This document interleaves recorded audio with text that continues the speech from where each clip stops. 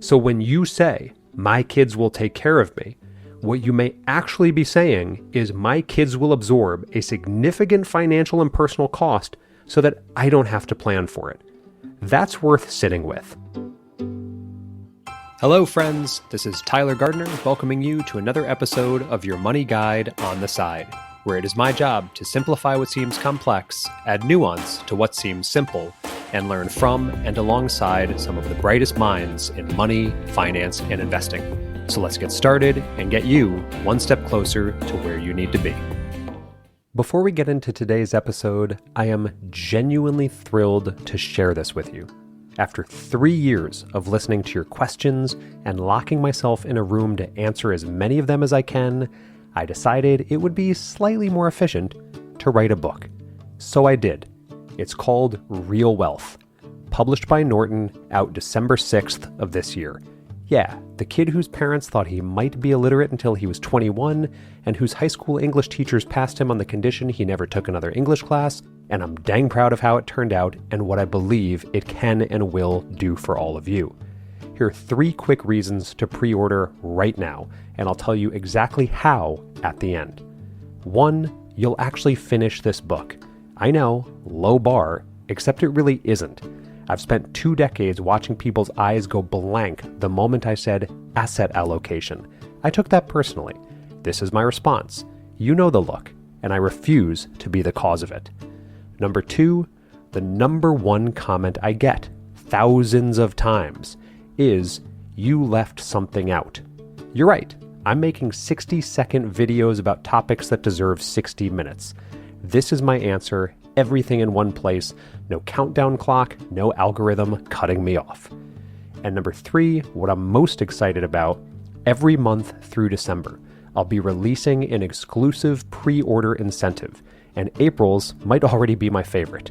Pre-order this month and you're automatically in for a free 2-hour live event on Wednesday, May 6th, where I'll be expanding on some of the ideas present in the book and answering some of your most commonly asked practical and theoretical investing questions. This will be exclusively for people who pre-order. Here's all you need to do. Go to tylergardner.com, pre-order the book, then click the button on the page that says you've pre-ordered. 2 minutes, you're in, and I genuinely cannot wait to do this with all of you. Real Wealth, December 6th. Your future self will appreciate having it all in one place. And now, on with the show. All right, welcome back to your Money Guide on the Side. I'm Tyler Gardner, and today we're going to talk about something that approximately nobody wants to talk about. And you know what? Truth be told, I almost didn't make this episode because genuinely, I know how few people want to talk about this, listen to others talk about it, or even think about it. Well, maybe especially think about it. But I did make the episode because approximately everyone needs to be thinking about the following right now. Long-term care. I know. I can feel the collective enthusiasm through the microphone. You're on your morning walk or your commute, or if you're particularly committed on your Peloton, and you thought you were going to get another fun episode about index funds and market history and the occasional dry joke about behavioral economics. And instead, I've opened with the phrase long-term care, and you now are wondering if you should send this to your great-grandparents. I apologize, sort of. Here's my defense. Last episode, we talked about Social Security, specifically the decision of when to take it, the break-even math, the healthcare gap between 62 and 65, and the 6 questions that can actually help you drive your decision. And if you haven't listened to that one, I would go back and do that first, because today's episode is, in a way, a direct sequel. We are, in a sense, picking up where that one left off. Because here's the thread that runs through both. The uncertainty of our own longevity. The central variable in the Social Security decision is how long you live. The central variable in the long-term care conversation is also how long you live. And the uncomfortable truth that connects them is this. Living a long time is wonderful, and living a long time is expensive. and the two facts are in constant creative tension with every financial plan ever made. A few episodes back, I introduced you to the importance of thinking about retirement before you retire. I know, novel concept. Well, now I want you to think of long-term care as the other red zone, the one that doesn't depend on markets at all, the one that can be triggered by a stroke at 71, or a fall at 78, or a dementia diagnosis at 82. And that can take a retirement plan that was working perfectly and convert it, with startling speed, into something that is no longer working at all. Here's the number I want you to carry through this entire episode. According to Fidelity's 2025 retiree healthcare cost estimate, a single person retiring at 65 may need approximately $172,500 saved after taxes just to cover basic healthcare expenses in retirement. That's not groceries, that's not travel, that is specifically medical costs. And that number does not include long-term care, which the same estimate treats as a separate category because the costs are so variable and so potentially enormous that folding them in would make the number too frightening to put in a Fidelity report. Someone turning 65 today has nearly a 70% chance of needing some type of long-term care before they die. 70%. That's not a tail risk. That's not the thing that happens to other people. That's the base case. And yet, according to LIMRA, that's the insurance industry's research organization, only about 7% of Americans over 50 have a standalone long-term care insurance policy, which means 93% of people in the demographic most likely to need this coverage have made, either consciously or by default, a decision to self-insure. Some of them made that decision intentionally, with full information as part of a thoughtful financial plan. Most of them made it the way I make decisions about my car's maintenance, by not thinking about it and hoping for the best. Today, we're going to fix that. 5 clear points, real numbers, real options, and at least a few lighthearted digressions, because the only way to get through a topic this important and potentially this dry is to make it slightly less awful to sit with. And, as always, familiar ask, if you're finding the show useful in any way, please consider leaving a review on either Apple or Spotify or wherever you listen, as it helps others find the show and it helps me appreciate that I'm not just talking into the endless void of endless personal finance podcasts. Let's go.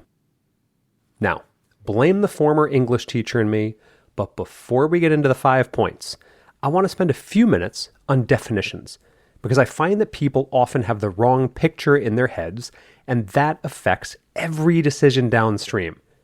When most people hear long-term care, they imagine a nursing home. Specifically, they might imagine the nursing home from the movie they saw once. Fluorescent lights, sad music, institutional food, maybe the occasional glimpse of Nurse Ratched strolling by every now and again to make sure all is well and orderly in her place. You know, the general ambience of a place where hope goes to retire before you do. And then they think, I'll never end up there. I'm different. I'm active. I eat well. I have a Peloton and spend Sundays with Ally Love, and I am going to live to be 100 and then die instantaneously. The Peloton will not save you. Here's the more accurate picture of long-term care. Long-term care is any ongoing assistance you need with what the industry calls activities of daily living, or ADLs. That's bathing, dressing, eating, transferring, meaning getting in and out of bed or a chair, using the bathroom, and maintaining continence. When you need help with 2 or more of these things, you typically qualify for long-term care benefits under most policies. And here's what most people don't understand. The majority of long-term care doesn't happen in a nursing home. According to the 2024 Genworth Cost of Care Survey, which is the industry's annual Bible on this stuff, the most common forms of care are home health aid care, where a paid professional comes to your home to help you. Median cost in 2024 was about $30 an hour, or roughly $62,000 a year for a 40-hour week. Adult day services. You go to a community center during the day for supervision and care. Median cost, 2024, about $20,000 a year. Assisted living. You live in a community with support staff, your own apartment, and shared amenities. Median cost, about $64,000 a year. Memory care. Specialized assisted living for dementia. Median cost, about $72,000 a year. And nursing home care. Full-time skilled nursing in a facility. Median cost about $104,000 a year for a semi-private room, and for a private room, north of $116,000, obviously depending on where you live and what kind of care you're looking for.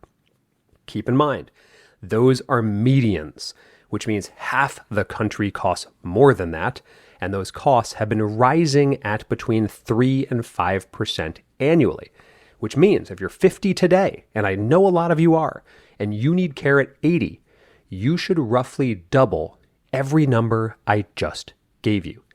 And the average length of a long-term care need is 2.5 years. But averages, as we've established on this show over and again, are deeply unreliable guides to individual experience. About 20% of people who need long-term care need it for 5 years or more. And for dementia specifically, which affects roughly 1 in 9 people over 65 and roughly 1 in 3 over 85, the average duration of care from diagnosis to death is 4 to 8 years, with costs that start high and climb as the condition progresses. Do the math. 5 years of memory care at today's costs, inflated to 2045 prices, we're talking about a number with a lot of zeros in it. We're talking about the kind of number that converts comfortable retirement into my kids are arguing about selling the house. Which brings us to the 5 points you need to know. This week's episode is brought to you by Thrive Market, and I'm going to tell you exactly why this one resonated with me so personally. For those of you who know me, I am a raging introvert. I spend most of my day walking through the woods in Vermont with my dogs or making content for you. I do not find the grocery store to be a recreational activity. I find it to be a mild form of punishment involving fluorescent lighting and too many decisions about things I don't understand. So when someone told me I could have access to high quality, pre-vetted, healthy ingredients delivered to my door, click of a button, no store, no label reading, no Googling whether some 14-syllable ingredient is slowly dissolving my liver, I was in. That was the whole pitch. I didn't need anything else. Here's what actually makes it work, though. Thrive Market has already restricted over 1,000 ingredients, meaning every product on the site has been vetted before it ever gets to you. No stressing over labels, no ingredient rabbit holes at 10 p.m. The work is done. They also have over 90 dietary filters, so you're only ever looking at products that actually fit how you eat, whether that's high protein, low sugar, gluten-free, keto, whatever your household needs. And the math is genuinely embarrassing in the best way. $5 a month. That's the membership. Most members make it back in their first 2 orders through member pricing alone, up to 30% off, free delivery on qualifying orders, no per order fees, no tip math, just one flat cost and a cleaner pantry. Also worth knowing, and I absolutely love this part, every paid membership sponsors an additional membership for a family in need, a teacher, a first responder, or a veteran through their Thrive Gives program, which means the $5 is doing more than one thing. This is exactly my kind of company. Join Thrive Market today by visiting thrivemarket.com/Tyler and get $20 off your first 3 orders plus a free $60 gift. With a 30-day risk-free guarantee on the annual membership, this is a no-brainer and there's no reason not to try it. That's thrivemarket.com/Tyler. Number 1, the link to the Social Security episode, or longevity as a blessing with a real financial consequence clause. Let me bring this back to the Social Security conversation that we had last week, because the connection is important and I do not want it to get lost. In that episode, we talked about break-even math. If you take Social Security at 62, you break even against waiting until 70 at around 80 to 81. After that break-even point, the person who waited wins, and they win by an increasing margin for every year they keep living. Here's the other side of that same coin. Every year of life past that break-even point is also a year of potential additional long-term care need. Every year of the longer retirement that makes the delayed Social Security strategy mathematically superior is also a year during which the probability of needing care increases. This is not an argument against living long. I want to be very clear about that. This is an argument for understanding that longevity has financial consequences that most retirement plans don't price in correctly. Think about it this way. A retirement plan that's built on the 4% rule, out of a $1.5 million portfolio, Social Security starting at 67, and about a $90,000 annual spending budget is a perfectly respectable retirement plan. Run it through a Monte Carlo simulation, it will look solid, and it has about an 85% probability of success over 30 years. What that simulation almost certainly does not include is a 3-year assisted living stay at $75,000 per year. In today's dollars, starting at age 82, because that's not a market event. That's not sequence of returns risk. That's a healthcare event. And it's priced differently and planned for differently and almost universally planned for inadequately. 3 years of assisted living at today's median cost is $192,000. At 2045 cost assumptions, it's closer to $350,000. And that's not an outlier scenario. That's a coin flip. Now, compound this with the Social Security timing decision. If you took Social Security at 62 and your monthly benefit is around $1,400 a month and your care costs $75,000 a year, Social Security is covering $16,800 of a $75,000 bill. It's not nothing, but it is not going to solve the problem. If you took it at 67 and you're getting $2,000 a month, you're covering $24,000 of a $75,000 bill. Better, still not solving the problem. The math is the math. Long-term care is a risk that sits orthogonally to your investment portfolio and your Social Security strategy. It doesn't care what your allocation is. It doesn't care what your withdrawal rate is. It arrives if it arrives, and it presents a bill, and your plan either has a way to pay that bill or it doesn't. Here's the thing I want you to take from point one stated plainly. Your retirement plan is not complete until it has an explicit answer to the question, what happens if one or both of us needs long-term care? Not a vague gesture toward we'll figure it out, an actual answer with numbers attached to it. We're going to help you build that answer over the next 4 points. Number 2, the 4 options to pay for long-term care explained as honestly as I can present it. There are exactly 4 ways to pay for long-term care, no more, no less. I want to walk through all of them, including the ones that sound better than they are, because the honest version of this conversation is going to be way more useful for you than the comfortable one. Option 1, you can self-insure. This just means you pay out of pocket. Your savings, your investments, your assets. You're the insurance company, except you'll most likely be more willing to take your own claims seriously. This is actually a completely legitimate strategy for people who have enough assets to absorb the hit without depleting what they need to live on. General rule of thumb from financial planners who specialize in this area is if you have about $2.5 million or more in liquid investable assets, self-insuring is a reasonable choice. The cost of a long-term care event, even a significant one, is unlikely to fundamentally threaten your financial picture. Below $2.5 million, and particularly below $1 million, self-insuring is less a strategy and more hope dressed in khakis from an era where people still wore khakis. The risk with self-insuring at any asset level is what planners call the catastrophic scenario. Not the average 2.5-year care need, but the 8-year dementia progression. Or the couple where both partners need care simultaneously. Or the situation where care costs in a high-cost metropolitan area are running $180,000 a year and climbing. At that point, even a substantial portfolio starts to look different. Not ruined, perhaps, but changed. Your children's inheritance, your charitable intentions, your spouse's financial security, all of it starts to compress. So self-insuring is a choice, and it should be a conscious one, not a default. Option 2, Medicaid. Medicaid is the federal state program that covers long-term care for people who have exhausted their own assets. If you spend down to roughly $2,000 in countable assets, the exact threshold varies by state, Medicaid will cover your nursing home costs. I want to say this clearly and without judgment. Medicaid is a legitimate safety net that millions of Americans rely on, and it does what it's designed to do. I'm not going to suggest there's anything shameful or wrong about it. What I am going to tell you is that Medicaid is not a long-term care strategy. It's what happens when your long-term care strategy has failed or never existed in the first place.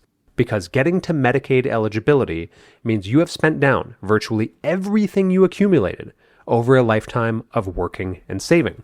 Your home, in many states, is subject to Medicaid estate recovery after you die, meaning the state can come after it to recoup what it paid for your care. And Medicaid doesn't pay for the care you might want.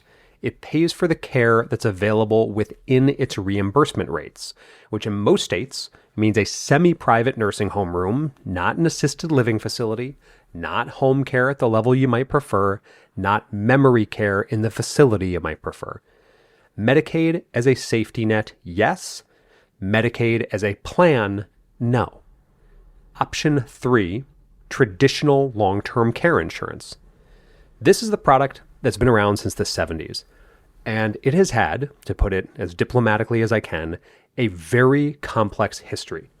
The insurance industry badly mispriced these policies in the early years, dramatically underestimating how long people would live and how much care they'd need.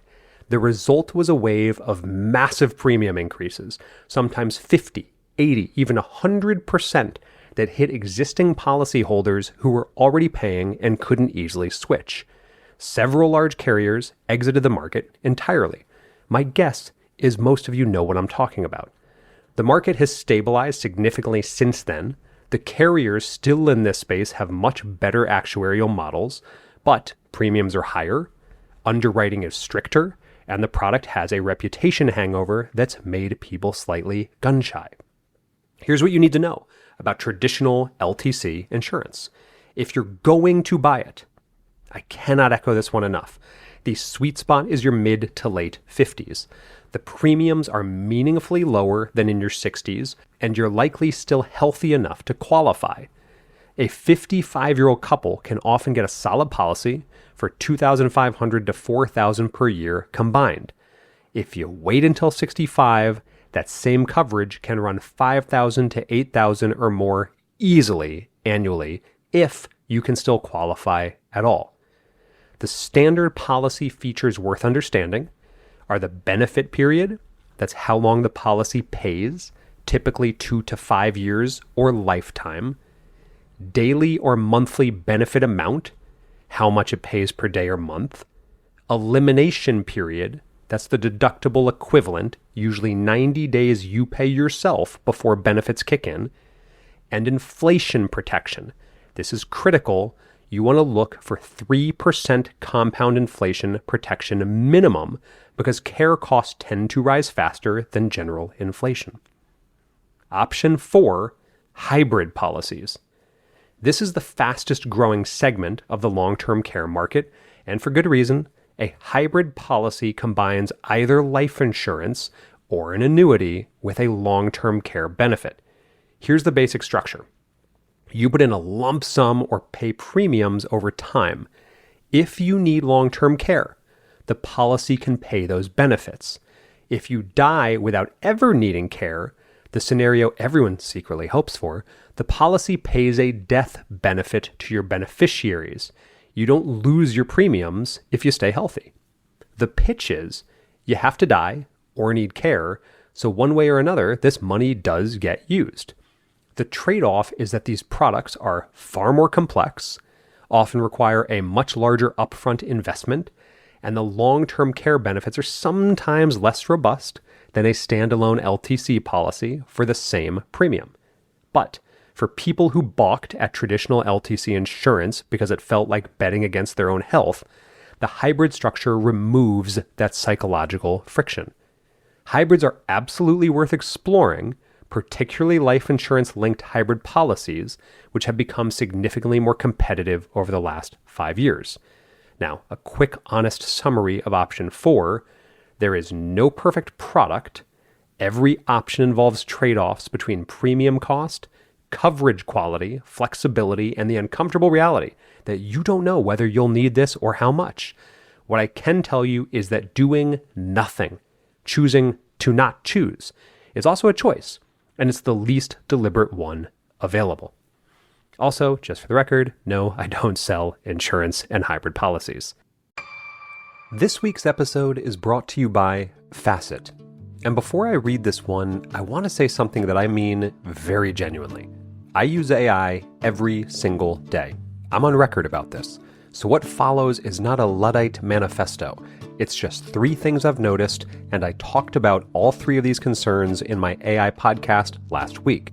First, when you ask AI to help plan your finances, you're feeding a learning model your proprietary data, salary, debt, retirement accounts, your entire financial biography. And somewhere in that terms of service document longer than your mortgage is language granting fairly broad rights to that conversation, worth knowing before you type. Second, AI hallucinates. That's the industry's delightful word for confidently presents invented information as established fact. As a test, I recently asked a popular AI tool for the 2026 SEP IRA contribution limit. Wrong. I pushed back. New number. Also wrong. Charming quirk in a poem, meaningful liability in your tax plan. Third, garbage in, garbage out. AI is only as good as the questions you bring to it, and most of us don't yet know the right questions to ask about our own financial lives. So, here's what I actually want for you. Use AI to get curious. Use it to learn the language. And then when you're making decisions that dictate the rest of your financial life, go talk to a human, specifically a CFP professional at Facet who combines real expertise with technology to build an actual plan around your actual life. 1 flat annual membership fee, no commissions. AI can give you a definition. Facet will help you live the life you worked so hard to build. Go to facet.com/Tyler to get started. That's facet.com/Tyler. Facet is an SEC-registered investment advisor. This is not advice. All opinions are my own and not a guarantee of a similar outcome. I'm not a member of Facet. I have an incentive to endorse Facet as I have an ongoing fee-based contract for cash compensation, as well as a percentage of equity in Facet based on this endorsement. Number 3. I want to give you a framework for thinking about your own number, not a generic number, yours. Step 1, I want you to estimate your care cost exposure. You're going to go to Genworth's, that's GENWORTH's cost of care calculator. It's free at genworth.com, and look up the median costs in your area or where you expect to retire. Costs vary enormously by geography. The same assisted living facility that costs $45,000 a year in rural Iowa might cost $120,000 a year in San Francisco. Your number is the number for your actual location. Pick the care setting you'd realistically want, not the worst case nursing home you'd accept, the setting that would actually match your quality of life expectations. Step 2, I want you to estimate your coverage period. Now, the average, as we've gone over, is 2.5 years. But here's where the Social Security conversation becomes directly relevant. If you come from a family of people who live into their late 80s and 90s, your odds of the longer tail scenario are higher. Use 5 years as your planning horizon if you want to be super conservative, It's the coverage period most financial planners recommend as a baseline for exactly this reason. Step 3, now I want you to calculate your exposure in today's dollars and then inflate it. Let's say assisted living in your area runs at $72,000 per year. 5-year exposure in today's dollars, about $360,000. Now, inflate to the year you might need it. If you're 50 now and might need care at 80, that's 30 years of healthcare inflation, which has historically run about 5% annually. So at 5% over 30 years, time value of money, that $360,000 becomes approximately $1.55 million in nominal dollars. This is not a number I'm making up to scare you. That is a number I'm presenting because you should at least know it, and most people don't. Step 4, I want you to figure out which bucket pays. How much of that can your portfolio absorb without fundamentally changing your plan? This is the question that tells you whether self-insuring is actually viable. If a $1.5 million care event is 40% of your projected portfolio, and you have a spouse who still needs to live on the rest of it, that's a different conversation than if it's 15% of a larger portfolio with plenty left over. Step 5, assess your insurability window. I want you to go to the doctor, get a realistic health assessment, have the conversation you've been avoiding, because the harsh truth about long-term care insurance, both traditional and hybrid, is that you can only buy it when you're healthy enough to qualify. And conditions that are common after 60, diabetes, obesity, certain heart conditions, and any existing cognitive concerns, can get you declined or rated up significantly. The window for getting good coverage at good prices is roughly ages 50 to 62. After that, it starts to narrow, and it narrows quickly. After 65, it's effectively closed for a lot of people. The single most actionable thing you can do after listening to this episode, just get a quote. This week, not sometime soon, a quote from 2 or 3 carriers takes about 20 minutes with a broker who specializes in this product. You will know your actual number. Right now, you're working with guesses, and guesses are how people get surprised. Number 4, the 5 planning mistakes people actually make.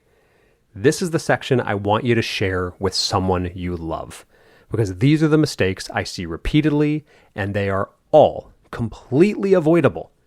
Mistake number 1, assuming Medicare covers this. It does not. Well, not really.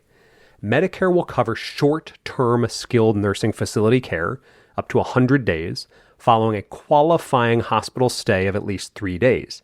And even then, only under specific conditions. And even then, only at declining benefit levels after day 20. What Medicare does not cover is custodial care, the ongoing help with activities of daily living that constitutes the vast majority of long-term care. This misconception is so widespread that I'm going to say it once more, slightly louder. Medicare does not pay for long-term care. Medicaid pays for long-term care, but only after you've largely run out of everything else. These are different programs. Please stop confusing them, as your future self will thank you. Mistake number 2, assuming your kids will take care of you. This is the sentence that family therapists and financial planners both dread hearing. Not because it's said with anything other than love, it usually is, but because it's a retirement plan that operates on a foundation of hope. And it makes assumptions about your children's lives, locations, health, finances, relationships, and availability that may not hold 20 years from now. I will also say this gently. Unpaid family caregiving is estimated to cost American caregivers about $522 billion in lost wages, reduced retirement contributions, and career interruption annually.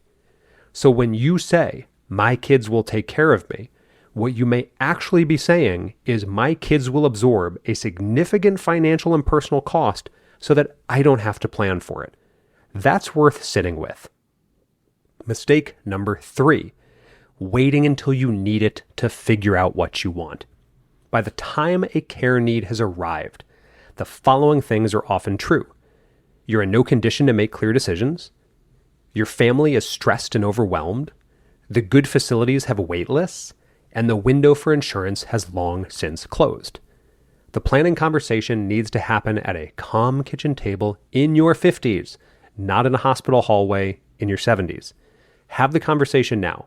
Where do you want to live if you can't live independently? What care setting would you find acceptable and which would you find unacceptable? What are your non-negotiables? Who do you want making decisions if you can't? These are not morbid questions. They're the best questions you can ask yourself and your spouse because the answer to nobody planned for this is usually chaos and family conflict on top of an already crummy situation. Mistake number 4, not looking at this as a couple. If you're married, long-term care is not your individual problem. It's your household problem. And it's a problem with an asymmetric quality that most couples don't fully reckon with. Consider this. One spouse needs significant care for 3 years while the other is healthy and still living at home. The care costs are reducing the household's shared assets. The healthy spouse's lifestyle is being compressed by the care costs. And the healthy spouse still has their own potential care need coming at some undefined point in the future. This is why financial planners who specialize in retirement often suggest a shared care approach to long-term care insurance. Policies designed specifically for couples that share a pool of benefits between both people, providing coverage for both without paying full premiums on 2 separate policies. And mistake number 5, treating a hybrid policy as an investment. Now, we've been over this before. I did an episode about 2 months ago on the insurance industry, and if you didn't listen to that one, please go back and do, just so you can protect yourself. And I've mentioned hybrid policies in the section above. They're worth considering seriously, but I want to flag a framing error that I see over and over again. People evaluating a hybrid life long-term care policy primarily as an investment, comparing the internal rate of return to what they might get in the market, rather than as insurance. Insurance is not an investment, no matter how much the insurance industry tells you it is. They're lying to sell it to you. It's nonsense. It's unethical BS. Insurance is the transfer of a risk you can't comfortably self-absorb to an entity that can because it pools said risk. Evaluate a hybrid policy on what it does if you need care, what it leaves to your family if you don't, and whether those outcomes are acceptable relative to the premium. Don't primarily evaluate it on whether the IRR beats the S&P 500. That's not the right question at all. Number 5. So let me try to wrap up this episode with some very actionable guidance for you. Here is a 6-step actual plan. And yes, I would love it if you write this down. Action 1, have the kitchen table conversation this month. You and your spouse, or you and whoever is in your financial life, sit down and answer the 5 questions I already mentioned. Where do we want to live if we can't live independently? What care setting is acceptable to us and what's not? Who makes medical decisions if one of us can't? Who manages finances if one of us can't? And what do we know about both of our family histories with longevity and dementia specifically? That last one matters. Dementia has a genetic component that's worth knowing about. It doesn't determine your outcome, but it informs your planning horizon. If your mother and her mother both had dementia, your planning horizon looks different than if your family tree is full of people who dropped dead on tennis courts at 89. Both are fine outcomes, cosmically speaking. They just require different financial plans. Action 2, get your actual cost estimate this week. Genworth.com, 10 minutes, your geographic area, your preferred care setting, the current cost, and the 5-year inflation projection. Write the number down. This is the number your plan needs to address. Action 3, assess your self-insurance viability honestly. If your projected retirement portfolio is $2.5 million or above, and your care cost estimate for 5 years at inflated costs is less than about 20% of that, self-insuring may be appropriate for you. talk to a fee-only financial planner who specializes in retirement income about this specifically, not your general investment advisor, someone who thinks about decumulation and healthcare costs for a living. If your projected portfolio is under 1.5 million, self-insuring the full risk is genuinely risky. You should almost certainly be looking at some form of supplemental coverage. Action 4, get a long-term care insurance quote, actual numbers from at least 2 carriers. I want you to work with an independent broker who represents multiple carriers rather than an agent captive to one company. And yes, many of your financial advisors, whether they tell you this or not, are buddies with one insurance company. So please make sure you're working with someone independent who is not beholden to someone else. I believe the 2 strongest remaining traditional long-term care carriers as of early 2026 are Mutual of Omaha and Nationwide. But the landscape changes, so verify this with an independent broker. I want you to look for a policy with 3 to 5 year benefit period, monthly benefit of at least $5,000 in today's dollars, 90-day elimination period, and 3% compound inflation projection. These are the baselines. Your specific situation may suggest adjustments. If you want to explore hybrid policies, a few I know about are asking for a quote on a Lincoln MoneyGuard or Pacific Life Premier Care product. Both are solid hybrid life LTC products with decent to strong track records. Again, verify with a broker because I cannot tell you in an episode what the current market looks like for your specific age and health history, and what I have in front of me today may have already changed by the time you hear this. Action 5, the part I know you don't want to do, get your legal documents in order. A long-term care plan without the legal infrastructure to execute it is incomplete. At minimum, you need a current durable power of attorney, which designates who makes financial decisions if you're incapacitated, and a healthcare proxy or healthcare power of attorney, which designates who makes medical decisions. You also need a living will or advance directive that describes your wishes for end-of-life care so that the person you've designated isn't left guessing under the worst possible circumstances. If you don't have these documents, you are not ready for a care event. Get them done. An estate attorney can typically execute a basic set of these documents for $500 to $1,500. This is not a large sum of money relative to what it might end up protecting. And action 6, finally, revisit this plan every 5 years. Your health is going to change, your assets will change, the care cost landscape will change, the insurance market will change. A plan that was correct at 52 may need adjustment at 57 and definitely needs review at 62 and so forth. This is not a set it and forget it topic. It's a living plan that requires a periodic maintenance check like a car that actually matters to you. In review, some quick numbers I just want you to remember and hear one more time. 70% is the probability a 65-year-old will need some form of long-term care. $172,000 estimated healthcare costs in retirement for a single person before long-term care. $64,000 a year median assisted living cost as of 2024. $104,000 to $116,000 a year median nursing home semi-private to private room as of 2024. 2.5 years average long-term care need. Use 5 years as your planning period. 5% approximate annual healthcare cost inflation rate. Doubles cost roughly every 14 years. 7% percentage of Americans over 50 with standalone long-term coverage. And again, your 4 options: self-insure, viable if you have over 2.5 million in liquid assets, risky below 1.5 million. Medicaid, safety net, not a strategy. Traditional long-term care insurance, best bought at 50 to 62. I would shop Mutual of Omaha or Nationwide. No, this episode is not sponsored by either. I say that as objectively as I can. Number 4, hybrid life long-term care. Also not sponsored, but I would check Lincoln MoneyGuard or Pacific Life Premier Care.